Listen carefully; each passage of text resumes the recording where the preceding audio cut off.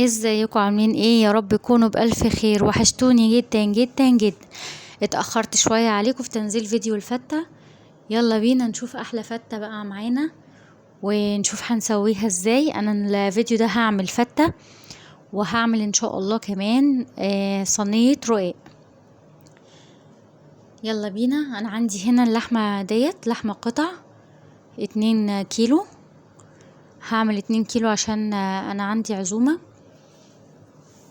هسخن الحلة واحطهم كده، وعقبال ما اغلي الكتل عشان انزل عليها مية سخنة بتغلي اللحمة. بعد ما تشوحيها انزلي بيها او انزلي عليها بمية مغلية عشان اللحم ما يشدش معاكي. انا حطيت شوية كزبرة بس ما حطيتش فلفل اسود. عايزة الشوربة تبقى خفيفة مش تقيلة على القولون كده والبطن. تعالوا بقى الحلة دي هعصق فيها شوية لحمة مفرومة علشان نعمل بيها الرقاق البلدي بتاعنا. انا جايبه الرقاق بتاعي بلدي مش الرقاق الطري. يلا حطيت هوت معلقتين سمنه روابي، وبعدين هننزل بقى طبق اللحمه اللي معانا. انا اللحمه المفرومه ديت مش لحمه بلدي، انا جايباها لحمه من فتح الله. نفرم لها بقى البصل ده كده عشان تعصجي اللحمه. تفرمي البصلتين حلوين كده. الكيلو هياخد معاكي بصلتين متوسطتين.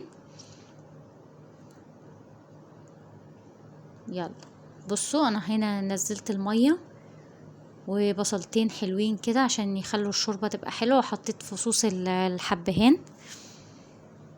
نغطي بقى الحلة ونسيبها تستوي مع بعضها كده. انا اللحمة بتاعتي يا دوب اخدت السوا بتاعها حوالي ساعة ونص. بصوا بقى، انا جايبة اللحمة دي من فتح الله. انا اللحمة المكعبات جايباها لحمة بلدي من الجزار، لكن انا بحب اللحمة البرازيلي قوي مع الصواني. فانا جايبه اللحمه ديت برازيلي جايباها من فتح الله. يلا بينا بقى عشان نبقى نعصجها. هنا بقى اللحمه بتاعتي لما بدات تغلي، الريم ده لازم تشيليه. لو عايزه الشوربه بتاعتك فاتحه وحلوه ونضيفه، الريم ده لازم تفضلي وراه لحد لما الشوربه بتاعتك تبقى صافيه مفيش عليها اي ريم. خلاص اتفقنا. اوعي تسيبي الريم ده وتقولي خلاص بقى هقلبه كده واسيبه وبتاع. لا لا لا، خلي شوربتك تبقى حلوة، عشان انتي طبعا غير ان انتي جايلك ضيوف وكل حاجة، لازم الشوربة تبقى نظيفة وحلوة لحبايبك. وتشيلي الريم ده اول باول. بصوا، انا شلت كل الريم عندي. انا شوحت اللحمة المفرومة مع البصل وحطيت لها شوية بهارات، وحطيت لها شوية مية بقى عشان تتسلق فيهم. ورجعت تاني للحمة بتاعتي. بصوا، في شوية ريم صغيرين اشيلها بقى واحدة واحدة كده. معلش انا باكد على الموضوع دوت علشان ساعات الناس بيقولولي الشوربه طلعت غامقه مع ان احنا مش حاطين فلفل اسود. ساعات بيبقى بسبب الريم. هنا بقى كنت بعمل الصلصه، فرمت الطماطم. انا عملت كيلو طماطم ومعاه حطيت عليه شويه فلفل اسود، وحطيت معاه توم. وعقبال بقى ما الطماطم تتسبك واللحمة تتعصج واللحمة التانية كمان تستوي او تخش على السوا، تعالوا نفصص التوم دوت كده.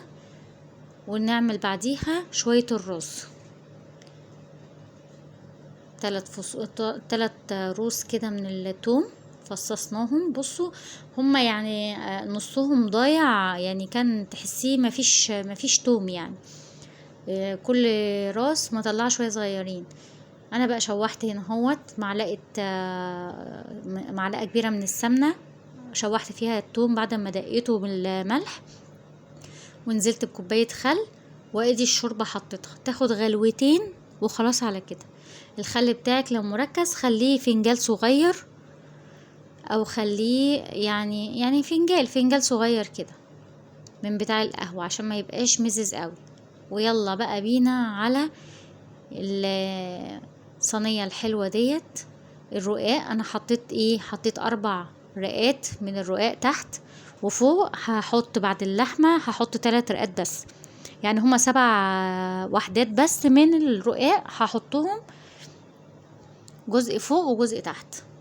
واحط بقى اللحمة في النص. طبعا الرقاق احنا بنبله في الشوربة كده، بس لا يبقى طري قوي ولا ما نخليهوش يبقى طري جامد معاكي، لا يعني بليه كده وحطيه. نحط بقى اللحمة المعصجة. يا رب ما اكونش بتكلم بسرعة وانتوا متلخبطين معايا ولا حاجة. لو كده قولولي علشان اعدل، يعني لو في اي حاجة غلط. انتوا حبايبي ونفسي افيدكوا، ويا رب يعني ربنا يجعله في ميزان حسناتنا. احنا بنعمل الفيديوهات دي للاستفادة، عشان اللي ما يعرفش مثلا يعمل حاجة يعرف، وتبقي شاطرة في بيتك. بصوا انا رصيت هنا اللحمة اهي. الرقاق بتاعي مش طري قوي ومش ناشف مطرح ما بليته في الشوربة. بصوا حطيت الرق التاني، التلات طبقات من فوق، وحطيت على وشه شوية سمنة وحطيته في الفرن. اخد معايا حوالي ساعة. هنا بقى هعمل شوية رز كده حلوين. عملت 4 كوبايات رز. انا قلت عشان خاطر في العزومة بتاعتي لو حد مش حابب الرقاق يبقى الفتة موجودة، لو حد مش حابب الفتة يبقى الرقاق موجود، يعني برضو نحاول نرضي كل الاذواق. الرز بيتعمل معانا اهوت، وادي الدقة بتاعة الفتة. اللحمة بتاعتنا خلاص خلصت اهيت. هاخدها بقى عشان احمرها تحت الشواية. وبصوا هنا الصلصة بتاعتي اتسبكت اهيت وبقت حلوة. وادي الرز بتاعنا هنسيبه بقى ايه يتشرب ميته، ونغطي عليه ونسيبه، ونتقابل بعد كده على التقديم. وادي الفتة بتاعتي. بصوا بقى، يعني انا هنا هعمل الصينية دي، انا بعمل الصينية دي عشان انا والولاد، وبعدين هعمل صينيتين تانيين عشان يعني ايه العدد او الضيوف اللي موجودين. فانا عملت صواني تانية، عشان دي اول صينية قلت اصورها واوريها لكم. دي بتاعتي انا والولاد، عشان كده تحسوها ان هي صغيرة. وعملت غيرها حوالي اتنين وطبقين تانيين من الفتة. يلا انا عملت ايه، سقيت العيش بتاعي بعد ما كنت محمصاه. هحط بقى الرز. يبقى انتي اول حاجة بتعمليها هتحطي العيش كده في الصينية، وتسقيه من الدقة بتاعة الفتة ديت لحد ما تحسيه بقى شرب منها كده، بس من غير ما يعجن. وترصي بقى الرز كده على الوش.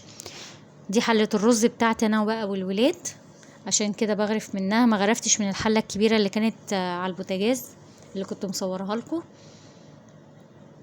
نسوي بقى الرز كده بشكل يكون حلو عشان يفتح نفس الولاد على الاكل.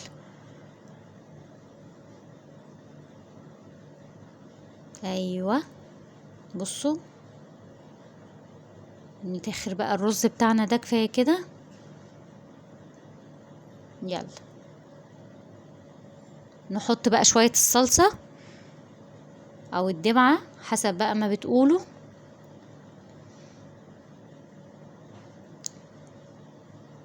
ننزل بقى بالصلصه كده على وش الصينيه بتاعتنا بشكل يخلي اول ما الواحد يشوفها كده يبقى عايز ياكلها كده.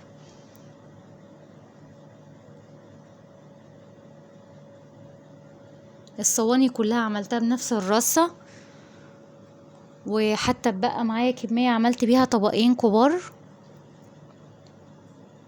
وما شاء الله الاكل كفى ووفى، وعايزه اقول لكم كمان اتبقى منه. يلا حطينا الصلصه كده، وعايزين بعد كده بقى ايه نجيب مكعبات اللحمه نحطها على الوش. بصوا بقى الصلصه شكلها حلو ازاي. يلا جعتوا ولا مجعتوش؟ انا شفت المنظر بس حسيت ان انا عايزه اقوم اكل تاني. يلا مكعبات اللحمه انا حطيت بقى، احنا اتفقنا ان دي الصينيه بتاعتي انا والولاد، فحطيت ايه مكعبات لحمه صغنونه كده عشان الولاد عندي طبعا ايه لسه صغيرين، فيقدروا ياخدوا قطع لحمه صغيره. انا مقطعاها صغير.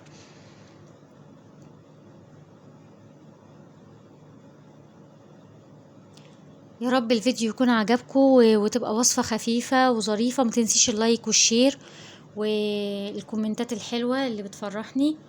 ويا رب كده الأكلة تكون عجبتكم. اشوف وشكم على خير الفيديو الجاي باذن الله. ودي كانت قطعة كده من الدهن حطيتها في النص عشان انا بحبها بصراحة، بحب اكلها قوي. ايه رأيكم؟ احلى فتة دي ولا لا؟ طبعا جنبيها المخلل ولا اروع. ومعلش سامحوني نسيت اوريكم الصينية بتاعت الرقاق لما طلعت من اللهوجة بتاعت العزومة. بألف هنا واشوفكم الفيديو الجاي. سلام.